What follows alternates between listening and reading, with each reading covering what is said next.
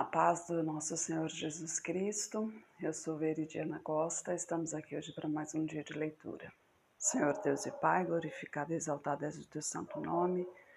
Muito obrigada, Pai, por mais um dia de vida. Agradeço por sua bênção e por sua proteção.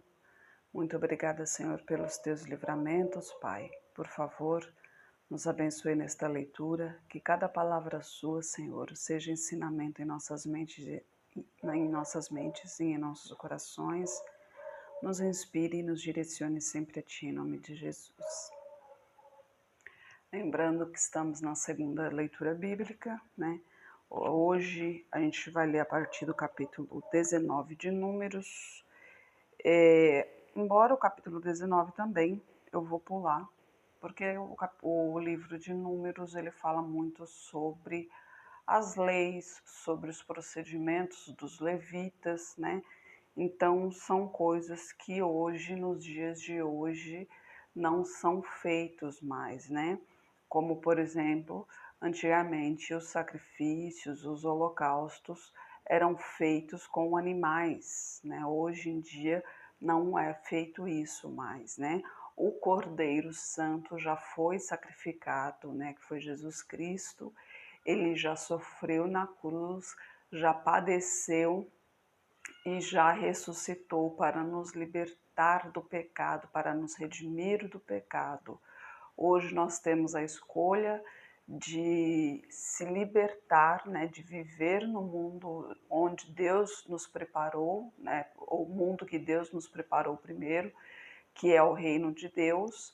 Hoje nós temos essa opção devido a Jesus Cristo, né, devido a Deus ter permitido que Jesus Cristo viesse e padecesse aqui na terra. Se não fosse isso, hoje ainda eram feitos todos esses holocaustos, todos esses sacrifícios, imagina só, né? Naquele tempo era comum, hoje em dia, com a proximidade que nós temos dos animais, né? Hoje, inclusive, nós temos eles como estimação, né? Já faz parte da família, né? Porque a gente se acostuma tanto com eles ali, é tanto amor, tanto carinho, que fica difícil a gente imaginar como era tirar a vida de um bichinho assim, né?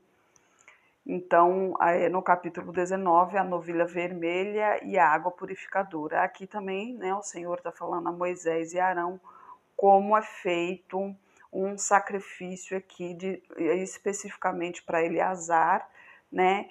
E falando sobre como ele deve ser, deve ser feito o sacrifício fora do arraial, em frente à tenda da congregação, que ele tem que aspergir o sangue 7 vezes na tenda da congregação, como que é feito com as cinzas, né, da novilha. Então, essas coisas, como não usamos nos dias de hoje, a gente não tem que ficar imaginando essa cena como é, né? Então, a gente vai direto para o capítulo 20, que é a morte de Miriam. Lembrando que Miriam é a irmã de Moisés, né? Ela falou mal contra Moisés, né? E Deus a puniu com a lepra, mas Moisés intercedeu, então ela ficou recolhida por 7 dias, mas depois de 7 dias sua pele voltou a ser natural, como a de bebê, né? Como quando Deus promete, ele cumpre. Chegando os filhos de Israel, toda a congregação, ao deserto de Zim, no primeiro mês, o povo ficou em Cádiz, e Miriam morreu ali, e ali foi sepultada. E não havia água para a congregação. Então se congregaram contra Moisés e contra Arão.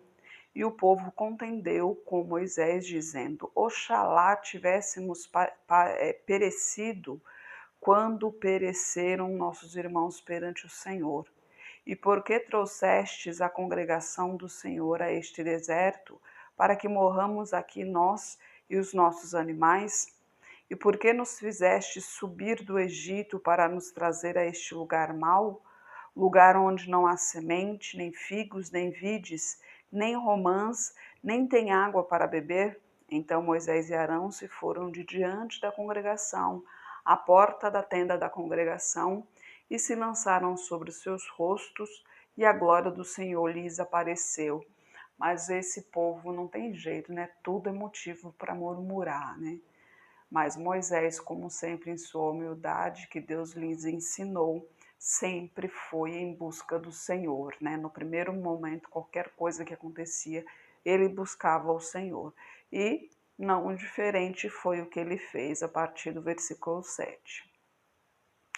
E o Senhor falou a Moisés, dizendo: Toma a vara e ajunta a congregação, tu e Arão, teu irmão, e falai a rocha perante os seus olhos, e dará a sua água. Assim lhes tirarás a água da rocha, e darás a beber à congregação e a seus animais. Então Moisés tomou a vara diante do Senhor, como lhe tinha ordenado. E Moisés e Arão reuniram a congregação diante da rocha, e Moisés disse-lhes: Ouve agora, rebeldes, porventura tiraremos águas desta rocha para vós? Então Moisés levantou a sua mão e feriu a rocha 2 vezes com a sua vara. Então saiu muita água e bebeu a congregação e os seus animais. E o Senhor disse a Moisés e a Arão: Porquanto não crestes em mim, para me santificardes diante dos filhos de Israel, por isso não introduzireis esta congregação na terra que lhes tenho dado. Estas são as águas de Meribá, porque os filhos de Israel contenderam com o Senhor e se santificou neles.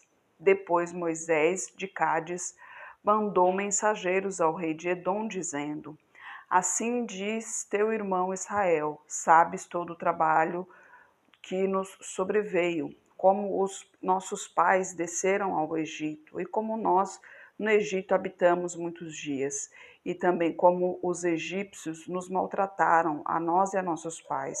E clamamos ao Senhor, e ele ouviu a nossa voz, e mandou um anjo e nos tirou do Egito. E eis que estamos em Cádiz, cidade na extremidade dos teus termos. Deixai-nos, pois, passar pela tua terra. Não passaremos pelo campo, nem pelas vinhas, nem beberemos a água dos poços. Iremos pela estrada real.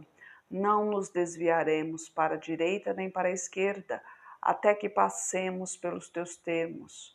Porém, Edom lhe disse: Não passará por mim, para que eu não saia com a espada ao teu encontro. Então os filhos de Israel lhes disseram: Subiremos pelo caminho aplainado, e se eu e o meu gado bebermos das tuas águas, darei o preço delas. Não desejo alguma outra coisa senão passar a pé. Porém ele disse: Não passarás. E saiu-lhe Edom ao encontro com muita gente e com mão forte. Assim recusou Edom deixar passar a Israel pelo seu termo. Por isso Israel desviou dele. Olha só, né? Simplesmente pediu para passar. E Edom, com toda a sua altivez, negou a passagem, né, ao povo israelita. Então partiram de Gades, assim os filhos de Israel, toda a congregação, chegaram ao Monte Or.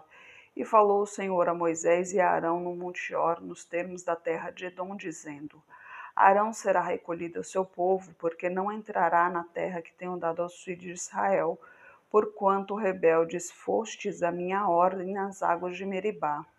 Toma Arão e Eleazar seu filho, e faze-os subir ao Monte Or. E despe a Arão as suas vestes, e veste-as em Eleazar seu filho, porque Arão será recolhido e morrerá ali.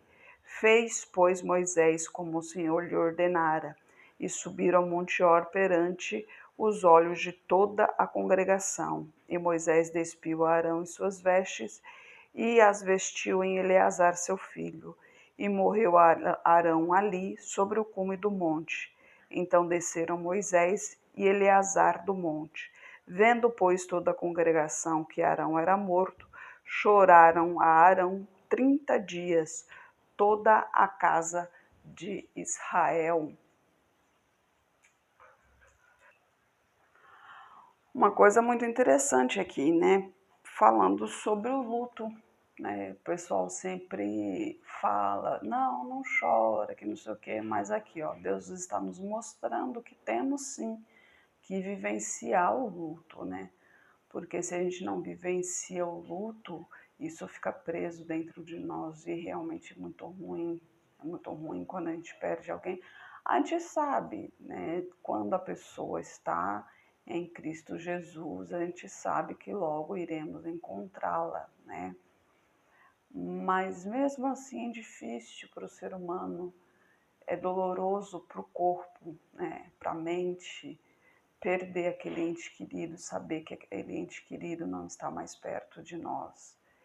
E mesmo sabendo da vida eterna, mesmo sabendo de sua salvação. Mas a gente tem que vivenciar o luto porque é da natureza humana. Todos nós morreremos um dia, né? Todos nós, homens, mulheres, crianças, seres humanos, animais, todos nós morreremos um dia. E vivenciar o luto é algo natural, né? É um ente querido e você deve sim chorar. Não segure o choro. Se está doendo, chore. Chore sim. Não precisa ter vergonha. Olha aqui, no caso da morte de Arão, foram 30 dias, né? Choraram a Arão 30 dias. A gente vai ver depois, no caso de Israel, né, que é Jacó, lá, o pai de José, se eu não me engano, foram 40 dias, e todo o Egito, né, que já é uma outra história.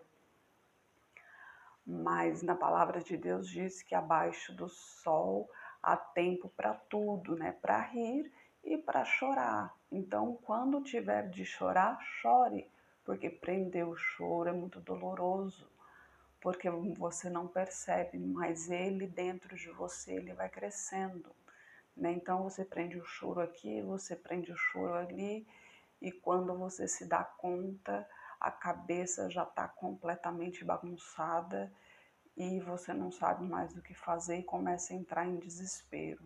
Então, quer chorar? Chore. E melhor ainda se for perante o Senhor, se for na presença do Senhor. Melhor ainda porque Ele saberá te consolar, Ele saberá o que falar com você, se você der ouvidos a Ele. Então, luto é para todos, tá, gente? Não tem essa de não se deve chorar. Não, luto é para todos, todos, ninguém passa em branco, né?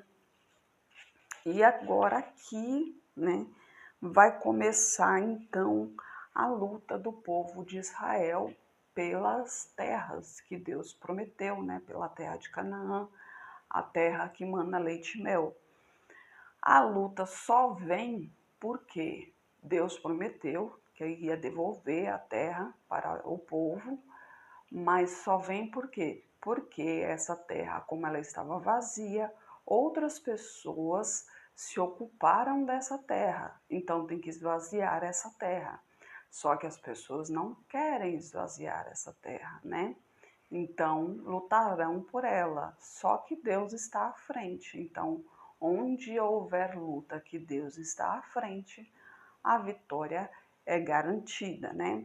Então, no capítulo 21, a vitória sobre os cananeus já começou. Ouvindo o cananeu, rei de Arade, que habitava para o lado sul, que Israel vinha pelo caminho dos espias, pelejou contra Israel e dele levou alguns prisioneiros. Então Israel fez um voto ao Senhor, dizendo: Se de fato entregares este povo na minha mão, destruirei totalmente as suas cidades. O Senhor, pois, ouviu a voz de Israel e entregou os cananeus, que foram destruídos totalmente, eles e as suas cidades, e o nome daquele lugar chamou Orma. Então partiram do monte Or, pelo caminho do Mar Vermelho, a rodear a terra de Edom. Porém, a alma do povo angustiou-se naquele caminho. E o povo falou contra Deus e contra Moisés: Por que nos fizeste subir do Egito para que morrêssemos neste deserto? Pois aqui nem pão nem água há, e a nossa alma tem fastio deste pão tão vil. Então o Senhor mandou dentre o povo serpentes ardentes que picaram o povo, e morreu muita gente em Israel. Por isso o povo veio a Moisés e disse: Havemos pecado porquanto temos falado contra o Senhor e contra ti. Ora ao Senhor que tire de nós estas serpentes. Então Moisés orou pelo povo. E disse o Senhor a Moisés: Faze uma serpente ardente e põe-na sobre uma haste, e será que viverá todo o que, tendo sido picado, olhar para ela. E Moisés fez uma serpente de metal e pô-la sobre uma haste. Então sucedia que, picando alguma serpente a alguém, quando esse olhava para a serpente de metal, vivia. Então os filhos de Israel partiram e alojaram-se em Obode. Depois partiram de Obode e alojaram-se nos outeiros de Abarim, no deserto que está defronte de Moabe, ao nascente do sol. Dali partiram e alojaram-se junto ao ribeiro de Zered. E dali partiram e alojaram-se no lado de Arnon, que está no deserto de Sai, nos termos dos amorreus, porque Armon é o termo de Moabe, entre Moabe e os amorreus, pelo que se diz no livro das guerras do Senhor, contra Vaebe em Sufa e contra os ribeiros de Arnon, e contra a corrente dos ribeiros que se volve para a situação de Ar e se encosta aos termos de Moabe. E dali partiram para Beer. Este é o poço do qual o Senhor disse a Moisés: Ajunta o povo e lhe darei água. Então Israel cantou este cântico: Sobe, poço, cantai dele. Tu, poço, que cavaram os príncipes, que escavaram os nobres do poço e o legislador com os seus bordões. E do deserto partiram para Matana, e de Matana para Naaliel, e de Naaliel para Bamote, e de Bamote ao vale que está no campo de Moabe, no cume de Pisga, à vista do deserto. Então Israel mandou mensageiros a Seom, rei dos amorreus, dizendo: Deixa-me passar pela tua terra. Não nos desviaremos pelos campos nem pelas vinhas. As águas dos poços não beberemos. Iremos pela estrada real até que passemos os teus termos. Porém, Seom não deixou passar a Israel pelos seus termos.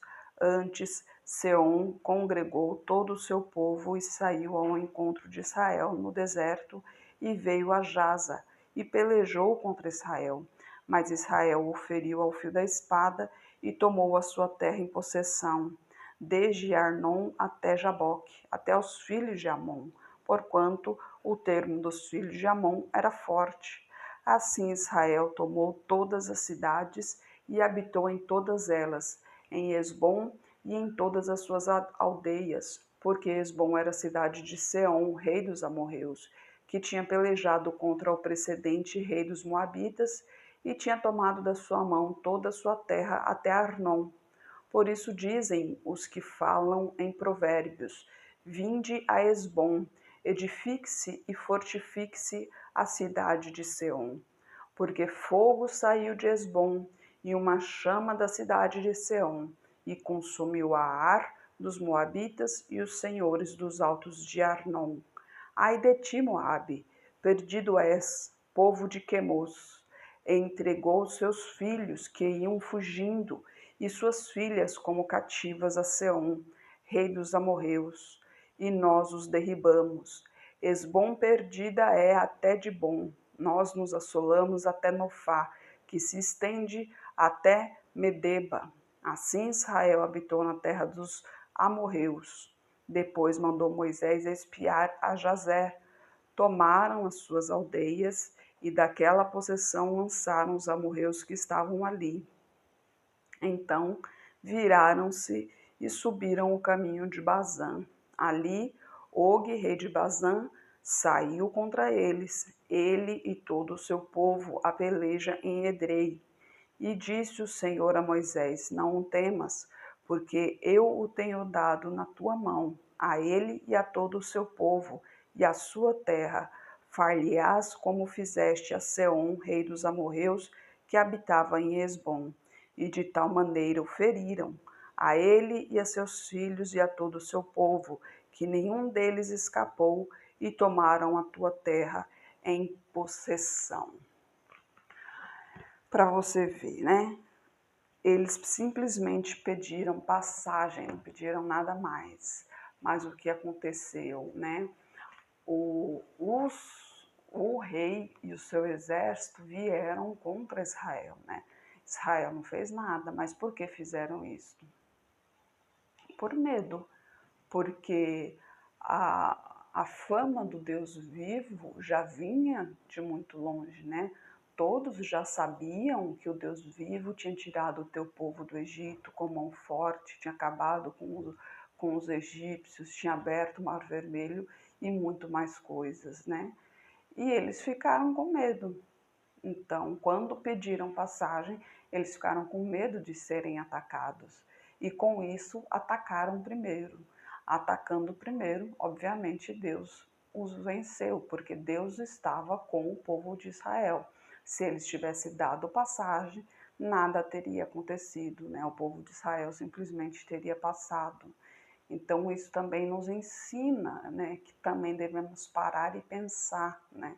Não tomar uma atitude impensada, né?